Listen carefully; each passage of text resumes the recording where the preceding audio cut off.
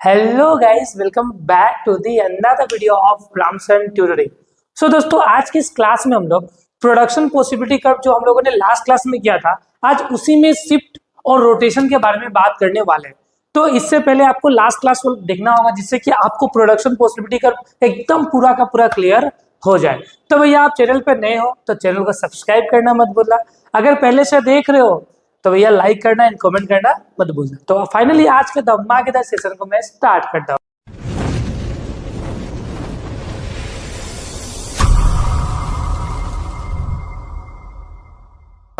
तो आज का जो टॉपिक हम लोग का क्या है, what causes shift in PPC. PPC में शिफ्ट एंड रोटेशन का कारण क्या है, क्या रीजन है। तो देखो, दो बात, शिफ्ट जब भी होगा मतलब प्लेस चेंज होगा। जैसे कि आप यहाँ पे खड़े हो, शिफ्ट हो गया तो मतलब यहाँ पे आ गए, या आप यहाँ पे खड़े हो, शिफ्ट होके यहाँ पे, या तो आप राइट में चले जाओगे या तो आप लेफ्ट में चले जाओगे। लेकिन रोटेशन में आप सेम जगह रहोगे, बस डायरेक्शंस क्या होगा आपका, चेंज होगा। आप यहाँ पे ही खड़े हो बट आप यहाँ पे देख रहे हो, यहाँ पे देख रहे हो, यहाँ पे, इसको बोलते हैं रोटेशन। तो पीपीसी में शिफ्ट और रोटेशन क्यों आता है, आज के टॉपिक है। आज के टॉपिक को अपने को डिस्कस करना है। तो देखो, shift in the production possibility curve are caused by things that change the output of an economy, including the advancement of technology, change in resource mode, education or training, that's what we call the human capital, and change in the labor force। जब आपका resource बढ़ जाए, technology level बढ़ जाए, human capital बढ़ जाए, ठीक है, साथ ही साथ आपके कंपनी में लेबर्स बढ़ जाए, तो आपका क्या होता है, पीपीसी में क्या आता है, शिफ्टिंग आता है। क्या आता है, मतलब पीपीसी में क्या आता है, आपका शिफ्टिंग आता है। ठीक है, तो क्या मैंने बोला, जब आपका ह्यूमन कैपिटल, रिसोर्सेस, टेक्नोलॉजी या फिर से आपका लेबर्स आपके ऑर्गेनाइजेशन में या कंपनीज में इंक्रीज हो जाए, तो भैया पीपीसी, उसी के कारण क्या आता है, पीपीसी में शिफ्टिंग आता है। ठीक है, मतलब shift in the production possibility curve are caused by things that change the output of an economy, including the advance in technology, change in resources, more education or training, that's what we call the human capital, and change in the labor force। shift can be either towards the rightward and towards the leftward। देखो भाई, shift आपका leftward भी आ सकता है, shift आपका rightward भी आ सकता है। मतलब प्रोडक्शन पॉसिबिलिटी कर्व दोनों साइड ही जा सकता है, लेफ्ट में भी जा सकता है और राइट में भी जा सकता है। when there is a change in the resource or technology with respect of both goods। But shift तभी आएगा जब दोनों गुड्स का रिसोर्स एंड टेक्नोलॉजी या तो एडवांस होगा या तो कम जाएगा। मतलब बोला जैसे कि आपका दो गुड्स हो गया ना, एक भैया आपका गुड एक्स है, एक भैया आपका गुड वाई है। जब गुड एक्स का टेक्नोलॉजी रिसोर्स, गुड वाई का टेक्नोलॉजी रिसोर्स दोनों ही इंक्रीज हो गया, तो भाई पीपीसी में क्या आएगा, शिफ्ट आएगा। मतलब ऐसा नहीं होना चाहिए कि एक का घट रहा है तो एक का बढ़ रहा है, ऐसा नहीं, दोनों इंक्रीज हो या दोनों डिक्रीज हो, तब पीपीसी में शिफ्ट आएगा। याद रखना, या तो शिफ्ट राइटवर्ड आएगा या तो शिफ्ट लेफ्टवर्ड आने वाला है। अब देखो यहाँ पे सबसे पहले बात करेंगे हम लोग क्या, किसके बारे में, कि भाई rightward shift in PPC. PPC में राइटवर्ड शिफ्ट कैसे आता है। देखो, when there is a advancement or accretion of the technology and growth of resource of both the goods, and then the production possibility curve will shift to right। बोले जैसे example समझना आप, जैसे कि आपका दो गुड्स है, लाइक एक गुड एक्स है, एक भैया आपका गुड वाई है। ठीक है, दो गुड्स है, तो गुड एक्स का रिसोर्स एंड गुड वाई का रिसोर्स, गुड एक्स का टेक्नोलॉजी, गुड वाई का दोनों ही एडवांस हो गया, दोनों ही इंक्रीज हो गया। देखो ये आप समझना डायग्रामेटिकली पूरा। यहाँ पे देखो मैं डायग्राम बना के समझा रहा हूँ। ये आपका पीपीसी का ओरिजिनल वाला है। ये कौन सा भाई, ये वाई एक्सिस, ये आपका एक्स एक्सिस, ये क्या आपका जीरो, यहाँ पे आपका गुड एक्स है, यहाँ पे भैया आपका गुड वाई है। तो कहानी ऐसा हुआ, इसको मैं लेके आ जाता हूँ यहाँ पे। तो ये आपका ओरिजिनल वाला पीपीसी कर्व है। कौन सा वाला, ओरिजिनल वाला। अब क्या हो गया, जिसमें रिसोर्स आपका कितना था, 100 था। ठीक है, रिसोर्स आपका 100 यूज हो रहा था। अब रिसोर्स आपका 200 हो गया, एंड गुड वाई का भी रिसोर्स कितना, 200। मतलब दोनों का रिसोर्स आपका इंक्रीज हो गया। जब दोनों का रिसोर्स इंक्रीज होगा तो भैया हम लोग प्रोडक्शन भी ज्यादा करेंगे। मतलब प्रोडक्शन क्या हो गया, आपका बढ़ गया। मतलब ये देखो, यहाँ पर रेड वाला लाइन मतलब प्रोडक्शन बढ़ गया। मतलब देखो, ये लेफ्ट साइड होता है, ये राइट होता है, मतलब ये राइटवर्ड शिफ्ट हो गया। क्या हो गया, राइटवर्ड शिफ्ट हो गया, मतलब ये इंक्रीज हो गया। तो देखो, when there is the advancement or upgradation of the technology and growth of resource of both the goods, then the production possibility curve will shift to right। तो production possibility curve किधर, rightward shift हो गया। ठीक है, तो मतलब sir आप बोलना क्या चाहते हैं, फिर से एक बार समझा दीजिए। कि भाई मैं बोलना यही चाहता हूँ कि भैया जब भी शिफ्टिंग आता है, जिस शिफ्टिंग में जब भी शिफ्टिंग आएगा आपका, तब दोनों goods, good X and good Y, दोनों का रिसोर्स या तो घटेगा या तो बढ़ेगा, ऐसा। ठीक है, या तो बढ़ेगा या तो घटेगा। एक में ऐसा नहीं कि एक घट रहा है एक बढ़ रहा है, ऐसा नहीं होगा। दोनों का या तो इंक्रीज होगा या तो दोनों का डिक्रीज होना चाहिए, तो ही पीपीसी में आपका शिफ्ट होता है या आता है। ठीक है, शिफ्ट आइदर राइटवर्ड भी हो सकता है, आइदर लेफ्टवर्ड भी हो सकता है, जिसमें आप लोगों ने देखा यहाँ पे good X and good Y दोनों का टेक्नोलॉजी क्या हो गया, रिसोर्स क्या हो गया, बढ़ गया। अब बढ़ जाएगा तो प्रोडक्शन कैपेसिटी भी क्या हो जाएगा, कंपनी का बढ़ जाएगा। ठीक है, यहाँ पे पूरा एक्सप्लेनेशन देखो, rightward shift in PPC from A B to A B one. पहले ए बी ये ओरिजिनल वाला है, कौन सा वाला है, ओरिजिनल वाला है। बाद में ये ए बी था, बाद में ए वन और बी वन के पास शिफ्ट हो गया। बाद में देखो due to increase in the availability of resources और इंप्रूवमेंट इन द टेक्नोलॉजी, मतलब आपका रिसोर्सेज भी इंप्रूव हो गया और भैया आपका टेक्नोलॉजी भी क्या हो गया, इंप्रूव हुआ। इसके कारण ही आपका पीपीसी में क्या हुआ, राइटवर्ड शिफ्ट आया है। फिर नेक्स्ट टॉपिक हम लोग क्या है, अब पीपीसी में भैया लेफ्टवर्ड शिफ्ट की कब आता है, तो भैया दोनों का टेक्नोलॉजी और रिसोर्स क्या हो जाएगा, कम हो जाएगा। जैसे कि लेट्स टेक एग्जांपल, ठीक है, मैं एक छोटा कर लेता हूं इसको, देखो अब देखना यहाँ पे मैं डायग्रामेटिकली पूरा का पूरा बातों को एक्सप्लेन करूंगा। देखो ये आपका पीपीसी कर्व है, ये वाई एक्सिस है, ये एक्स एक्सिस है, यहाँ में गुड एक्स है आपका, यहाँ पे गुड वाई है। ठीक है, अब क्या हुआ, यहाँ में गुड एक्स था, यहाँ में गुड आपका एक्स एंड गुड यहाँ में वाई, दोनों का रिसोर्स क्या हो गया, घट गया। पहले रिसोर्स था 100। अब देखो यहाँ पे ओरिजिनल पीपीसी जहाँ पे रिसोर्स कितना था, 100 था। अब क्या हो गया दोस्तों कि रिसोर्स घट के कितना हो गया, यहाँ पे 50 हो गया, यहाँ पे 50 हो गया। मतलब रिसोर्स घटने से क्या होगा, प्रोडक्शन क्या हो जाएगा, कम हो जाएगा। तो प्रोडक्शन कम हो गया, 50 यहाँ पे हो गया, देख रहे हो। This is called the leftward shift in PPC when there degradation of the technology and decrease in the resource of both the goods, then the production possibility curve will shift to left. अब देखो right में था, नीचे आ गया, मतलब left की तरफ move हो गया। This indicates the decrease in the production of both the commodities, the content was developed by the M Ganesh. ठीक है, फिर नेक्स्ट भैया क्या आपका, अब हम लोग बातें करेंगे रोटेशन के बारे में। अब देखो दोस्तों रोटेशन का बात, रोटेशन भी बड़ा इंपॉर्टेंट बात है। देखो दो गुड्स है आपका, यहाँ पे देखना आप लोग, देखो रोटेशन में यहीं पे समझा देता आपको। दो गुड्स है, एक गुड एक्स है, एक गुड आपका वाई है। ठीक है, एक गुड एक्स है, मान लो ये ओरिजिनल पीपीसी है आपका, कौन सा पीपीसी है, ये आपका ओरिजिनल वाला पीपीसी है। ये वाई एक्सिस है, ये एक्स एक्सिस है, ये 0 है, यहाँ पे गुड आपका एक्स है, यहाँ पे गुड आपका वाई है। ओके डन, समझ में आप लोगों को। अब क्या हुआ कि ये मान लो आपका ए है, ये आपका ए, ये आपका हो गया बी। ओके डन, फिर नेक्स्ट देखो आप लोग, अब समझना। अब क्या हुआ, गुड एक्स का टेक्नोलॉजी क्या हो गया, इंप्रूव हो गया, एंड गुड वाई का टेक्नोलॉजी अभी भी क्या है, इसका मतलब कांस्टेंट होता है दोस्तों। क्या होता है, कांस्टेंट। मतलब वाई में जब भी ऐसा होगा तो कांस्टेंट होगा, मतलब गुड वाई का टेक्नोलॉजी और रिसोर्सेज में कुछ भी चेंजेस नहीं हुआ है, बट गुड एक्स का टेक्नोलॉजी एंड रिसोर्सेज इंक्रीज हो गया है। जब गुड एक्स का टेक्नोलॉजी और रिसोर्सेज इंक्रीज होगा तो भैया गुड एक्स का प्रोडक्शन क्या हो जाएगा, बढ़ जाएगा। तो देखो गुड वाई में कुछ भी चेंजेस नहीं है, गुड वाई में, गुड वाई पहले 100 था और गुड एक्स भी 100 था। अब गुड वाई अभी भी 100 है, लेकिन गुड एक्स का टेक्नोलॉजी कितना हो गया, 200 हो गया। तो भैया इसका प्रोडक्शन एंड आपका प्रोडक्शन क्या होगा, इंप्रूव हो जाएगा। मतलब पहले हमें प्रोडक्शन कितना होता था 100 यूनिट्स का, अब कितना होगा भैया 200 का।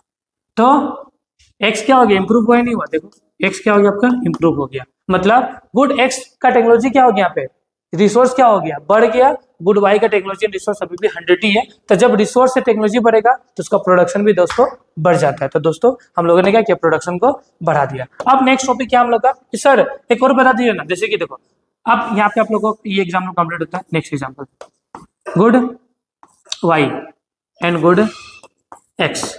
मान लो गुड एक्स का टेक्नोलॉजी क्या हो गया, डिक्रीज हो गया, एंड गुड वाई का अभी भी कांस्टेंट है। मतलब यहाँ पे रिसोर्स ऑफ टेक्नोलॉजी 100 का है, यहाँ पे पहले 100 का था लेकिन अब हो गया 50 का, मतलब डिक्रीज हो गया।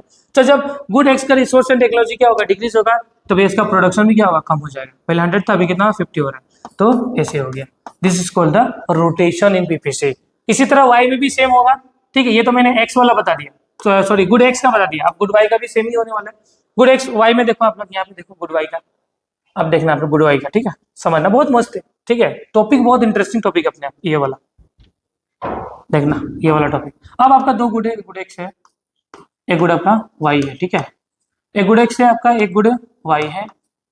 अब नेक्स्ट बात, यहाँ में ओरिजिनल पीपीसी है ये वाला, यहाँ में वाई एक्सिस है, यहाँ पे एक्सिस है, यहाँ में गुड एक्स है, यहाँ पे आपका गुड वाई है। ठीक है, ठीक है, समझ में आया आपको। यहाँ में 0 है और ये ए है आपका, ये बी है। स्टार्टिंग में दोनों रिसोर्स 100 था, टेक्नोलॉजी भी 100 था।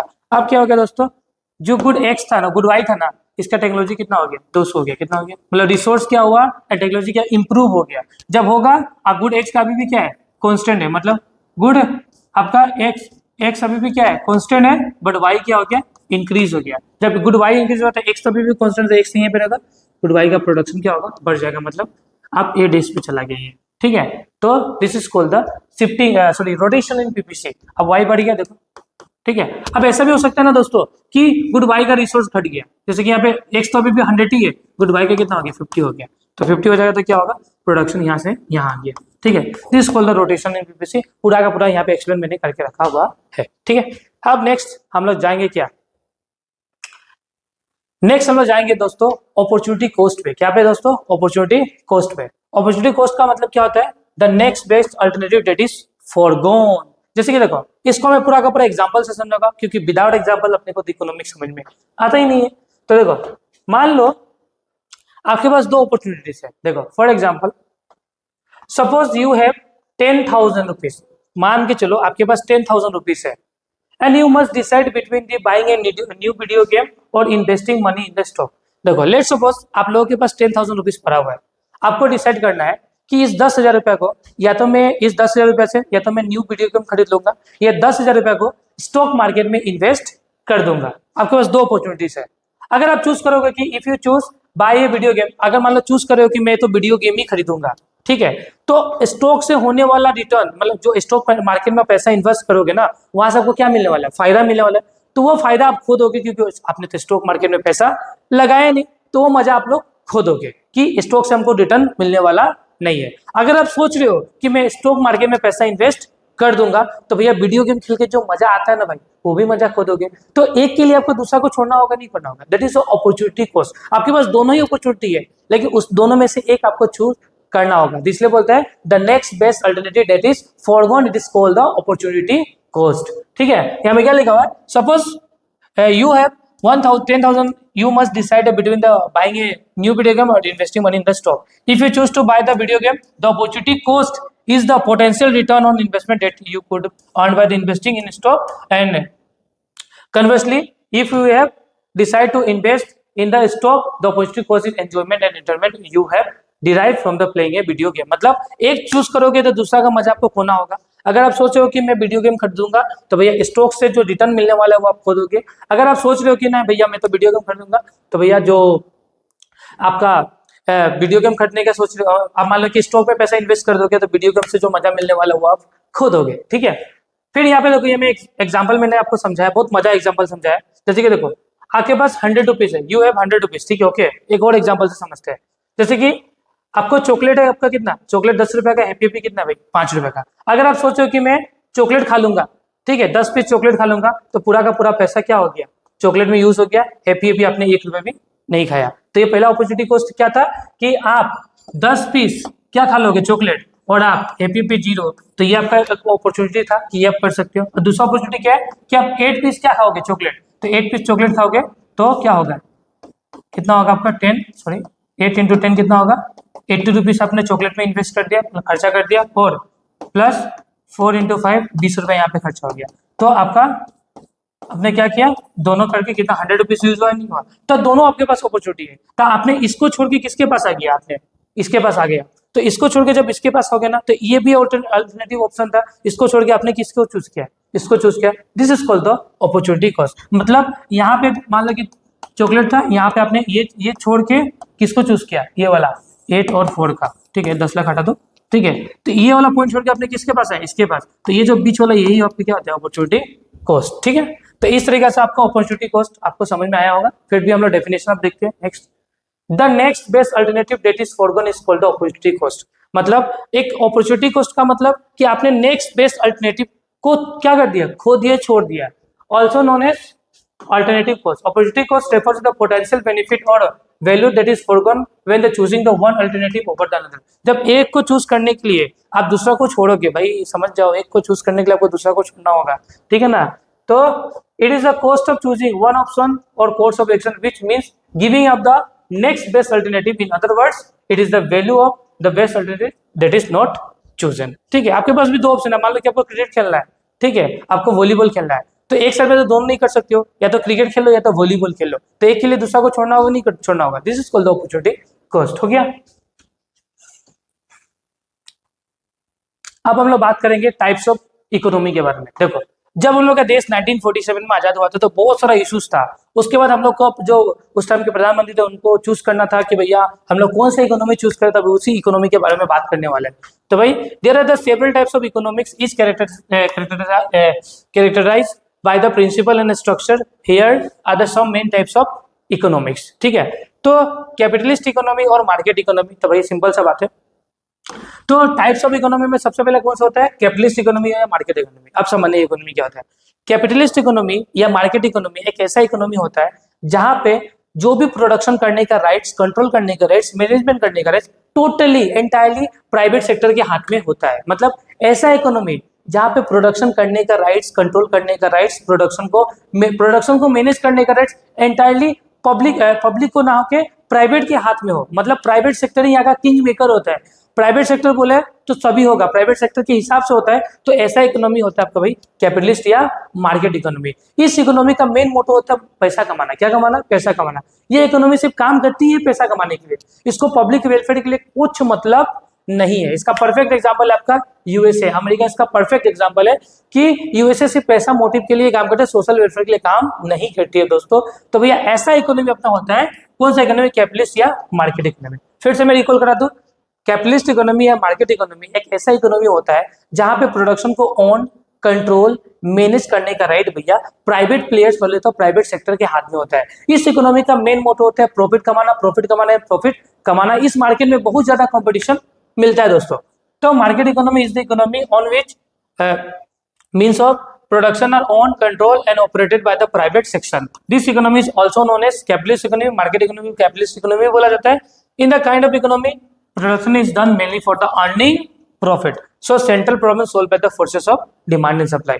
ठीक है, अब देखो यहाँ पे दोस्तों, all means of production are owned, managed and controlled by private sector. Features पढ़ रहे हैं हम लोग। People are free to take all economic decision freely. यहाँ पे people अपने हिसाब से डिसीजन लेते हैं, economic decisions. There is exist of competition among the different private firms. यहाँ प्राइवेट फर्म्स में बहुत ज्यादा कंपटीशन देखने मिलता है। All the decisions are generally guided by the profit motive. यहाँ पे जो भी डिसीजन लिया जाता है जनरली वो प्रॉफिट मोटिव के लिए लिया जाता है। At a market works through the forces of demand and supply. यहाँ पे मार्केट काम करती है दोस्तों डिमांड एंड सप्लाई के हिसाब से। तो अगर मार्केट में डिमांड, किसी प्रोडक्ट का डिमांड बहुत ज्यादा है तो भैया उसका प्राइस ऑब्वियसली बढ़ाना होगा। ठीक है, and the government does not interfere in any economic activity. यहाँ पे गवर्नमेंट इंटरफेयर नहीं करती है कोई भी इकोनॉमी एक्टिविटी में। ठीक है, फिर नेक्स्ट भाई सोशलिस्ट इकोनॉमी और सेंट्रली प्लान्ड इकोनॉमी। अब देखो नेक्स्ट इकोनॉमी है सोशलिस्ट इकोनॉमी या सेंट्रली प्लान्ड इकोनॉमी। ये इकोनॉमी क्या होता है दोस्तों, ये समझना। The concept of socialist economy was propounded by the Karl Marx and Friedrich Engels in their work The Communist Manifesto published in 1848। Centrally planned economy एक ऐसा इकोनॉमी होता है जहां पे प्रोडक्शन करने का राइट्स, कंट्रोल करने का राइट्स, मैनेज करने का राइट भैया गवर्नमेंट के पास होता है। यहाँ पे भैया आपका पब्लिक सेक्टर ही किंग मेकर होता है, मतलब गवर्नमेंट आपका किंग मेकर होता है। यहाँ पे प्राइवेट सेक्टर कुछ नहीं होता है, प्राइवेट सेक्टर बोल के कुछ नहीं होता है। जो भी काम होता है वो गवर्नमेंट के हिसाब से ही होता है दोस्तों। यहाँ पे मेन, यहाँ पे प्रॉफिट का कमाने के लिए काम नहीं किया जाता है। यहाँ पे भैया सोसाइटी का ग्रोथ एंड डेवलपमेंट बोले तो सोशल वेलफेयर के लिए काम किया जाता है। इसका परफेक्ट एग्जांपल है भैया चाइना। क्या है भाई? चाइना इसका परफेक्ट एग्जांपल है। तो centrally planned economy refers to an economy in which production are owned, control and operated by the government. This economy is also known as socialist economy. इस economy को भैया अपने को सोशलिस्ट इकोनॉमी बोला जाता है। The government organise all economic activities and distributes various goods the consumers on the basis of own decision. In this economy the central problem is solved by the central planning authority। देखो इससे पहले वाला में आपका जो भी central problem था, central problem बताया था ना, what to produce, how to produce and for whom to produce. तो सेंट्रल प्रॉब्लम भैया मार्केट इकोनॉमी में कौन सोल्व करता है भैया? Demand and supply. ठीक है, डिमांड एंड सप्लाई के हिसाब से सेंट्रल प्रॉब्लम को सोल्व किया जाता है। बट इसमें सेंट्रल प्रॉब्लम कौन सोल्व करता है? Central planning authority. मतलब आपका ये इकोनॉमी का मतलब क्या हो गया कि भैया कि जो आपका socialist economy, central plan economy एक ऐसा इकोनॉमी होता है जहां पे प्रोडक्शन करने का राइट्स, मैनेज करने का राइट्स, सभी कुछ करने का राइट्स प्राइवेट सेक्टर के पास नहीं होता है। इसका फुल्ली कंट्रोल आपके गवर्नमेंट के पास होता है। मतलब ऐसा इकोनॉमी जहां पे प्रोडक्शन का राइट्स, कंट्रोल करने का राइट्स, प्रोडक्शन को मैनेज करने का राइट्स भैया किसके पास होता है? गवर्नमेंट के पास होता है। तो ऐसा इकोनॉमी भैया आपका कौन सा कहलाता है? सोशलिस्ट इकोनॉमी या सेंट्रली प्लान इकोनॉमी। इस इकोनॉमी का मेन मोटिव प्रॉफिट कमाना होता नहीं है। इस इकोनॉमी का मेन मोटिव होता है सोसाइटी एंड लोगों का वेलफेयर करना। अब हम लोग इसके फीचर्स को देखते हैं। तो all the means of production are owned by the government. यहाँ पे सभी तरीके का प्रोडक्शन गवर्नमेंट के हिसाब से ही होता है। ठीक है, फिर next all the economic decision regarding taken by the government. यहाँ पे कुछ भी डिसीजन, इकोनॉमिक डिसीजन है भैया सब का सब गवर्नमेंट ही लेती है। There does not exist any competition, यानी में कुछ भी कंपटीशन होता नहीं है। All decision aim to maximum social welfare, जहां पे कोई भी डिसीजन भैया सोशल वेलफेयर के लिए ही लिया जाता है। फिर नेक्स्ट इकोनॉमी आपका कौन सा है? Mix economy. कौन सा दोस्तों? Mixed economy. भैया ये मिक्स्ड इकोनॉमी क्या? देखो देखो मिक्स्ड इकोनॉमी एक ऐसा इकोनॉमी होता है जहां पे आपका आपका market economy and centrally plan बोले तो सोशलिस्ट इकोनॉमी दोनों का ही फीचर्स काम करता है। इस इकोनॉमी में भैया जो गवर्नमेंट होती है ना, वो गवर्नमेंट रूल्स एंड रेगुलेशन बनाती है एंड प्राइवेट सेक्टर्स को फॉलो करते हैं। मतलब इस इकोनॉमी में गवर्नमेंट रूल्स एंड रेगुलेशन बनाएगी और प्राइवेट सेक्टर को फॉलो करना पड़ेगा। देखिए जैसे कि इंडिया इसका परफेक्ट एग्जांपल है। गवर्नमेंट देखो आज के दिन में कोई भी रूल्स एंड रेगुलेशन कौन बनाता है भाई? गवर्नमेंट बनाता है। हम लोग उसको फॉलो करते नहीं करते, हम लोग प्राइवेट हो गए तो हम लोग को फॉलो करना होता है। तो ऐसा इकोनॉमी क्या होता है भैया? Mix economy. यहाँ पे गवर्नमेंट एंड प्राइवेट सेक्टर दोनों ही मिलजुल के काम करते हैं। तो ऐसा इकोनॉमी आपका भैया कौन सा इकोनॉमी कहलाता है? मिक्स्ड इकोनॉमी कहलाता है। तो under the capitalist economy private enterprise given the production which is based on the concept of self interest और प्रॉफिट मोटिव। जब प्राइवेट इकोनॉमी था, मतलब आपका कैपिटलिस्ट इकोनॉमी में आपका क्या था? कैपिटलिस्ट इकोनॉमी में जो आपका लोग थे, बिजनेसमैन थे, वो लोग ज्यादातर प्रॉफिट मोटिव या सेल्फ इंटरेस्ट के लिए काम करते थे। On the other hand socialist economy में क्या था? The principle of public benefit, यहाँ पब्लिक बेनिफिट के लिए ही काम किया जाता और स्टेट का फुल कंट्रोल होता था। बट मिक्स इकोनॉमी दोनों का क्या है? कॉम्बिनेशन है। ठीक है, mix economy refers to system in which the public and private sector allotted their respective roles for solving the central problem of the economy together. यहाँ पे दोनों को ही, प्राइवेट एंड गवर्नमेंट दोनों को ही अपना रोल समझा दिया गया कि करना क्या है। तो ऐसा इकोनॉमी भैया मिक्स इकोनॉमी कहलाता है। अब नेक्स्ट वर्ड आता है प्राइस मैकेनिज्म। क्या होता है वर्ड? एक नया एक वर्ड आता है, बार बार दिक्कत होगा आपको। Price mechanism. प्राइस मैकेनिज्म तो देखो प्राइस मैकेनिज्म क्या होता है? तो price mechanism refers to system where the forces of demand and supply determine the price of the commodity and the change therein. मतलब प्राइस मैकेनिज्म एक ऐसा वर्ड होता है जिसमें ये बताया गया आपको कि कोई भी गुड्स का, कोई भी चीज का डिमांड एंड सप्लाई, मतलब डिमांड एंड सप्लाई उसका दाम तय करता है, मतलब फिक्स करता है। मतलब price mechanism refers to system. Price mechanism क्या है? सिस्टम है जहां पे आपका forces of demand and supply किसी की भी कमोडिटी का प्राइस को क्या करता है भाई? फिक्स करता है। तो भैया उसी को हम लोग प्राइस मैकेनिज्म बोलते हैं। मतलब प्राइस मैकेनिज्म क्या हुआ दोस्तों? प्राइस मैकेनिज्म एक सिस्टम है जहां पे किसी भी कमोडिटी का प्राइस डिमांड एंड सप्लाई के हिसाब से फिक्स किया जाता है। तो इसको हम लोग प्राइस मैकेनिज्म बोलते हैं। अब नेक्स्ट बात है हम लोग का लास्ट टॉपिक, आज का लास्ट टॉपिक है भाई difference between positive and normative economy. भैया पॉजिटिव एंड नॉर्मेटिव इकोनॉमिक्स क्या है? तो देखो पॉजिटिव मतलब जैसे कि मैंने इस साल 10 लाख रुपया कमाया, मैंने इस साल 10 लाख रुपया कमाया, मेरे बिजनेस में मैंने 10 लाख रुपया कमाया, this is called the positive economy. Normative economy का मतलब मैं ऐसे करता ना तो मैं 15 लाख रुपीस कमा सकता था। मतलब इसमें एक सजेशन होता है कि मैं ऐसे करता या आप ऐसे करते ना, ये कर सकते थे। This is called the normative economy. Positive मतलब एक्चुअल जो हो गया, नॉर्मेटिव मतलब ऐसे करने से ना ऐसे हो सकता था, हम लोग बोलते नहीं क्या? This is called the normative and this is called the positive economy. Positive economy deals with the what is and is a statement of fact, statement of economic facts, मतलब रियल फैक्ट्स होता है। जैसे कि इस साल मैंने कितना का प्रॉफिट कमाया? 10 लाख रुपीस का प्रॉफिट हुआ, दिस इज रियल। मैंने 10 लाख रुपीस का प्रॉफिट कमाया, बट मैं 50 लाख का प्रॉफिट ऐसे करने से ना कमा सकता था। तो normative economics deals with what to और टू बी और व्हाट शुड बी, ऐसा करने से ऐसा होगा। ठीक है, it is the based on fact and verified using the actual data. ये फैक्ट पे और एक्चुअल डाटा पे ये वेरीफाइड होता है। ठीक है, it is not based on facts and can not be verified using actual data. ये कोई मतलब it is not based on fact, ये फैक्ट पे बेस्ड नहीं होता है और ये एक्चुअल डाटा से वेरीफाई भी नहीं होता है। It does not involve value judgement, so it is not suggestive in nature. इसमें कोई अब देखो आपने 10 लाख का प्रॉफिट कमा लिया, अब इसमें क्या सजेशन दोगे? आप अपना क्या वैल्यूट कर सकते हैं? कुछ भी सजेस्टिव नेचर का ये होता ही नहीं है। But it involve the judgement, so it the suggestive in nature. इसमें जजमेंट हम लोग दे सकते हैं कि भाई ऐसे करने से ऐसे होगा तो होगा। ठीक है, जैसे कि example, price level in India are rising. अब ये सच बात है या नहीं है? इंडिया में प्राइस डे बाय डे बढ़ रहा है, सच बात है भाई, सच बात है, price day by day India में बढ़ रहा है। ठीक है, there is a high rate of unemployment in India. India में गरीबी बहुत ज्यादा, मतलब सब गरीबी सॉरी अनएम्प्लॉयमेंट मतलब बेरोजगारी बहुत ज्यादा बढ़ रहा है। ये भी बात सही है भाई, बेरोजगारी तो डे बाय डे बढ़ ही रहा है क्योंकि पॉपुलेशन इंक्रीज हो रहा है। अब हम लोग पॉपुलेशन में तो नंबर 1 है। ठीक है, लेकिन यहाँ पे the employment rate should be reduce. Unemployment rate हम लोग कम कर सकते हैं, बेरोजगारी की संख्या हम लोग कम कर सकते हैं, ऐसे करेंगे। सजेस्ट हो रहा है नहीं हो रहा है? ठीक है, फिर the government should decrease its expenditure reduce the rate of inflation. Government अपना खर्चा को कम कर सकती है इन्फ्लेशन को घटाने के लिए। तो ये सब सजेस्टिव इन नेचर है। तो आई होप आज का क्लास सबको समझ में आया होगा। अगर इसके रिगार्डिंग कुछ भी डाउट हो तो हम लोग नेक्स्ट क्लास में मिलते हैं, और वहाँ पे आप लोग मुझे डाउट बता देना कि भाई मेरा ये डाउट आया, और आप मुझे कमेंट कर सकते हो। कमेंट करोगे तो भैया बहुत अच्छा होता है, डाउट सॉल्व भी बहुत फास्ट होता है। आप मुझे व्हाट्सएप पे भी कांटेक्ट कर सकते हो। और साथ ही साथ दोस्तों, अगर इस वीडियो का आपको पीडीएफ लिंक चाहिए या पीडीएफ चाहिए तो मुझे व्हाट्सएप पे आप कांटेक्ट कर सकते हो। मेरा व्हाट्सएप नंबर है 87219364 आई होप आप लोगों ने व्हाट्सएप नंबर नोट कर लिया हो। तो मिलते हैं हमारे नेक्स्ट क्लास में, जहाँ पे मैं और इंटरेस्टिंग टॉपिक के साथ चैप्टर नंबर 2 को स्टार्ट करने वाला हूँ। और साथ ही साथ हम लोग एक लाइव क्लास आने वाला है, जहां पे मैं बच्चों को वन शॉट में ये चैप्टर पूरा का पूरा समझाने वाला हूँ। तो मिलते हैं हमारे नेक्स्ट वीडियो में।